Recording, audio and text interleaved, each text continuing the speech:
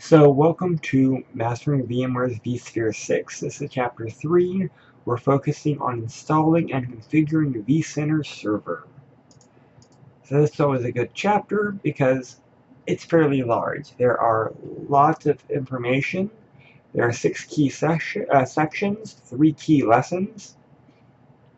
So Lesson 1 is understanding the components and the roles and planning of the vCenter deployment. Lesson 2 is the actual installation and configuring of the vCenter database and the platform service controller. And the last lesson is installing and configuring the vCenter server itself, as well as using its management features. vCenter is very powerful if you know how to utilize it. I've done several VMware deployments, and most companies that call me in after the fact, the initial person that set up their vCenter only levied a small portion of vCenter. So again, vCenter is extremely powerful if you know how to utilize it. So when we say vCenter, what do we think? Most people think vCenter Server Core and its core services.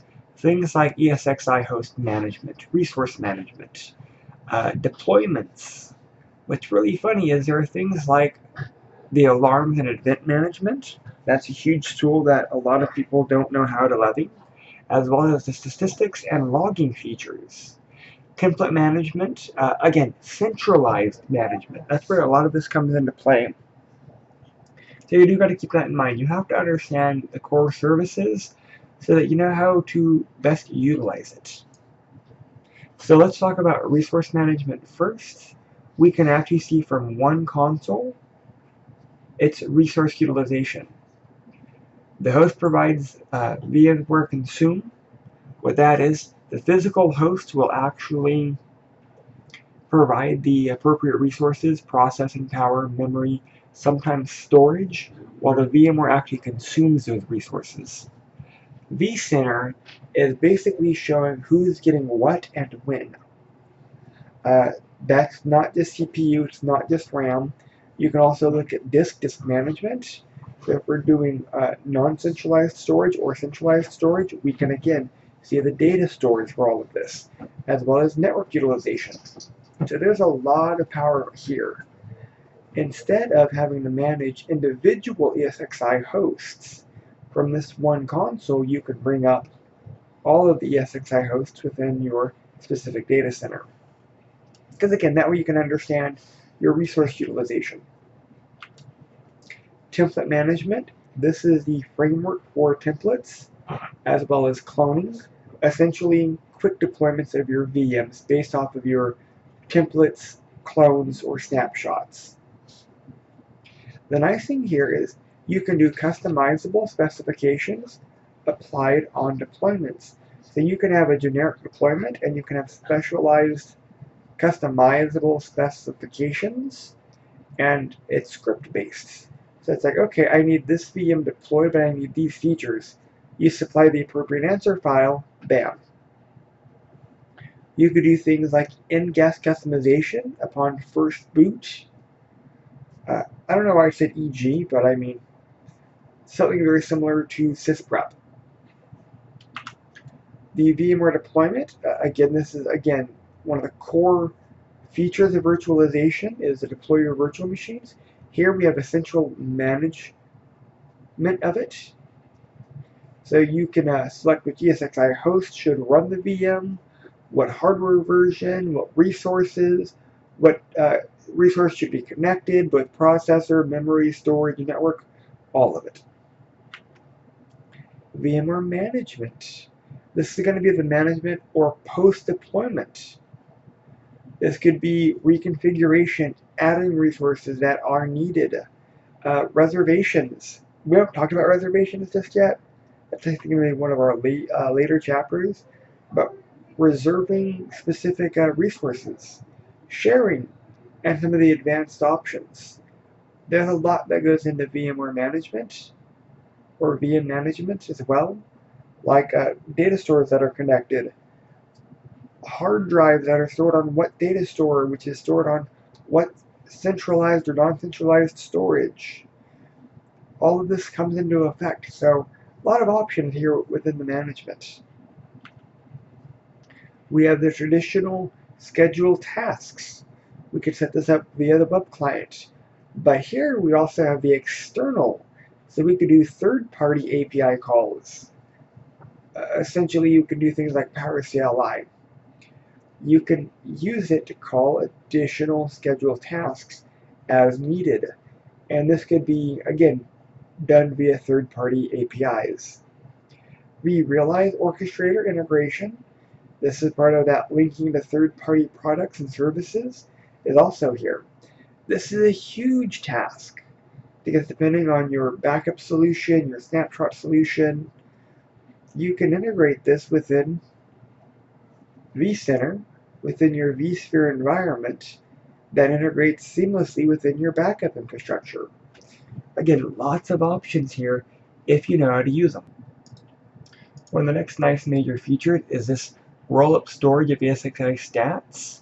You can actually see its statistics, its physical host, its space requirements, its things like as an MP, you can do ports, you can do runtime settings, you can do a lot with statistics and a lot with logging. One of the big things that I see a lot underutilized is this alarm and event manager. When set up correctly, you can have it actually email you so that when you look at things like space or utilization of resources or predefined items, have them email you. That way you can know about your environment. Things such as when a triggered alarm does happen, especially if they're critical. Because again, and this is your environment, so the quicker you're able to find the alerts, the quicker you're able to resolve the issues. You can also do things like what tasks are running. So it's not always alarms. Sometimes it's also current states and events. So that's a huge thing. We can plan our deployments because we could be doing a standalone virtual appliance. We could be doing a Windows machine with vSphere vCenters installed on it. We also then have some environmental factors like internal versus external databases and PSCs, and are we virtualizing the hardware? Are we putting physical hardware on it? Are we going to be able to scale up or scale out? Things of that nature. So here's a good slide that talks about vCenter deployments and spacing. If we're doing a tiny deployment with a maximum of 20 hosts, which again is going to be very specific test questions, we could be looking at a maximum of 400 VMs. That means our physical box is going to need at least 2 CPU cores and a minimum of 8 gigs of RAM. So this has increased since VMware's vSphere vCenter 5.5. So do pay attention to these numbers. If you're doing a small deployment, you're looking at a maximum of 150 hosts, 3,000 VMs, 4 cores, 16 gigs of RAM. What's really funny is, I mean, these are pretty large deployments. Like, most of my deployments have been tiny and some small, but again, if we're talking 150 or up to 150 physical hosts, that's still a fairly large deployment. So that was the end of part 1. So let's go ahead and move on to part 2, which would be the installing and configuring vCenter server. So database performance equals vCenter's performance. If the database for vCenter is horrible, then vCenter will be horrible. So got to keep that in mind. We have to look at things like embedded versus external, clustered versus standalone. So again, are we going to have the database servers separate or hosted on the same machine? If it's hosted on the same machine, we need to make sure to have the appropriate resources to accommodate the database.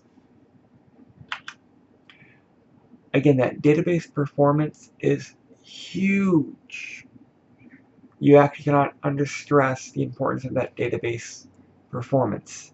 So we have to look at things like dedicated versus shared database servers.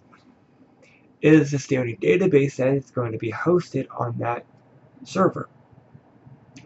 Don't increase vCenter stat collection if we're talking dedicated, or sorry, if we're talking shared database servers. If it's dedicated, then you can manipulate some of the stats collections, but you gotta be careful. Performance priority. This has been a huge test question, as we're talking about database. Things like disk, then memory, then CPU. Lastly, network. If you have a slow disk in your vCenter machine, your database is going to be running slow. Or if you have a slow disk in your dedicated database server, again, that database is going to be running slow, because the first thing that affects database speed is its hard disk. Embedded versus external database. So you can have the embedded virtual center that you can scale to external sizes. You can also separate disks and data stores to ensure databases on a fast storage, like putting it on a SSD or M.2 as opposed to just straight mechanical storage. There's not much argument for external database right now, maybe operational requirements, but again, this kind of does help save the licenses, as well as saves additional VMwares or VMs per server ratio. So there's some argument there. Not a whole lot, but some. Or Microsoft SQL. Most of my deployments that I've worked with honestly has been more Microsoft SQL, just because Oracle is a little more expensive. While I do like some of the features of RAC, it's just still, again, expensive. Because we're talking high availability, we have a few other high availability options like vSphere's high availability and vSphere's fault tolerance. We're going to talk about those a little bit later in later chapters, but those are some of the HA type solutions. And the nice thing is we also have things like SAN considerations or storage considerations, not too much SAN considerations, but things like snapshotting, cloning, templates, replication, those types of technologies. vSphere 6 does have what's called a vSAN or virtual SAN. So when we talk about SAN or storage configuration, we have to be a little bit more specific, because it's no longer SAN like we would think as a dedicated type device. So installing and configuring the overall service controller. This is going to be, again, the common services for all the VMware products within vCenter. You're going to manage things like single sign-on, licensing, the certificate store, and the big part here is the service registration, also known as the product registration. That way we can register the individual products with inventory. Here we actually have a multi-platform type service controller where the PSC replicates between nodes. And this is actually where you can have multiple data centers at separate physical locations, but again, they are actually communicating back and forth through everyone. So again, there's a lot more flexibility and scalability with vSphere 6 as opposed to earlier versions. Here's one thing that gets really weird, are the linked modes. If we're doing clones and we're doing linked mode, I've noticed some oddities, but I'm going to save that for a later chapter. So here, linked modes, as it relates to vCenter, must be joined to the same SSO domain, single sign-on domain, at setup. It can be shared or individually PSCs. It does work with the virtual appliance, and it also still works with the built-in, not built-in, but the standalone Windows vCenter client. Moving on, which is the last major part, which is the actual installation and configuring of vCenter, part 3. Because again, this chapter is broken up into 3 key parts. So vCenter and PSC share the installers. There's both a Windows and a Linux version. Make sure you understand the sizes, so that if we're talking tiny, small, medium, large, you understand maximums. Best practices, run vCenter as a VM. So that's been slightly different from what I've seen. I've seen vCenter as a physical machine. Like I've had a standalone Windows server running vCenter. That way if the virtual infrastructure goes down, you have a way to get vCenter back up. But with vSphere 6, they started moving more run vCenter as a VM. You just have to understand, you have to document the appropriate IP addresses so that you can bring back vCenter if there's an error or a power outage. So what I've normally done is either vCenter as a physical machine. If I'm virtualizing vCenter, I make sure to know the physical server that it's on or the host's IP address of that ESXi. That way I can use a desktop client to connect to it. Because again, if vCenter is not running, you're not accessing the mobile client, because vCenter is the mobile client. Sometimes one of the hardest considerations that I've faced has been the management and how to set up management clusters, because again, different organizations, different ways, different locations.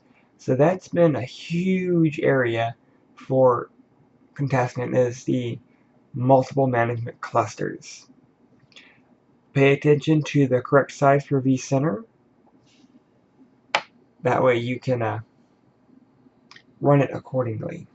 Here they also say the correct sizes help to correctly avoid the post-install Java heap size changes, because again, depending on the medium or the size, if it's a tiny, small, medium, or large, we're talking different sizes for our heap size. So that's kind of interesting. Here's something that's new with vCenter for vSphere 6. We have the embedded platform, or we have the external platform service controller. So we can actually separate them all out, as opposed to having them all one. Pros and cons for both of them, but it just kind of depends on your organization and your structure. If we're talking a larger deployment, you'll probably want to separate out the vCenter server and the platform service controller, or the PSC. That way you have better, I don't want to say scalability, but performance. If you're doing a small or a tiny deployment, you could probably get away with both on one. But again, you're going to have to pay attention to the size. Now let's talk about the VCSA. Because this is the VMware's vCenter Service Appliance. And so this will actually be a virtual appliance that is going to be acting as our vCenter. So let's talk about vCenter, the actual management features. So we have a new web client, which is very similar to the same web client in 5.5, sorry, not 5, but 5.5, but this one is a lot more stable. We have different panes. So with that said, recognize where 1, 2, 3, and 4 are. 1 is the navigator, 2 is the content area, 3 is the alarms pane, and 4 is the recent tasks. So again, the navigator is the leftmost column. The actual main center is the content area. We have the alarms is the right. Recent tasks are on the bottom. Basic host management, again, you can right-click menu in the vSphere, is now very similar to the actual desktop client, as opposed to it being heavy Java-based, or Flash-based as well. So you end up with different menus. So I do like the fact that in vSphere 6, it's more replicating the desktop client. When a host is selected in the inventory view, the tabs across the top provide host management features, which again, that was very similar in 5.5, but I mean, they're trying to make this a little bit more streamlined, so you can click on it and easily get more access, like monitoring. then generates a submenu. That way, again, you can have quick items. Things like issues, performance, health, tasks, events, hardware status. So you're not having to browse so much. Also, we have a new update for management. Management is, again, slightly changed, but again, typically for the better. So settings, network storage, permissions, tags, and whatnot. We also have one of the last tabs, which is the related objects. And that displays the children and parent objects that are related to the selected object, further segmented into VMs, network, and storage. Again, it's about quick and easy access. That's actually it for this chapter. I want to thank you.